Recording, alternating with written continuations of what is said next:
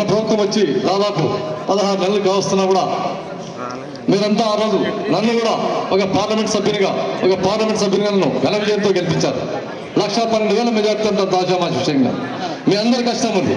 మీ అందరి కష్టం వల్ల ఈరోజు ఈ వేదిక మీద మైక్ పట్టుకుని నిలబడి మాట్లాడుతూ ఉన్నాను. అందులో భాగంగా నాకు కూడా మీ రుణం నింపుకోవడంలో నా వంతు పాత్ర ఖచ్చితంగా ఉంది. అందులో భాగంగా నేను చెప్పేది ఏమంటే తెలుగుదేశం పార్టీ ఇక్కడ కూటమి ప్రభుత్వంలో భాగంగా మనం ఇక్కడ ఒక సీట్ కోల్పోవాల్సి వస్తే మీనాక్షి అన్న గారికి ఆ రోజు కొంత అన్యాయం జరిగినమాట వాస్తవం. అందులో భాగంగా అయినా కూడా ఈరోజు అన్నగారు బాధపడతా ఉంటే గత 15 నెలల నుంచి మనకి ఇక్కడ కొన్ని సమస్యలు ఉన్నాయని చెప్పంటే ప్రతి విషయాన్ని అది మీనాక్షి అన్న గారు తెలుసు, ఉమాపతి నాయుడు అన్న గారు తెలుసు, జిల్లా నాయకత్వానికి అయితేనేమి రాష్ట్ర నాయకత్వానికి అయితేనేమి ప్రతి ఒక్కరి దృష్టికి తీసుకుపోవడం జరిగింది. అందులో భాగంగా ఇందాకనే చెప్పారు మీకు మీనాక్షి నాయుడు అన్న గారు త్వరలో మంచి రోజులు రాబోతున్నాయని. ఇది వాస్తవం.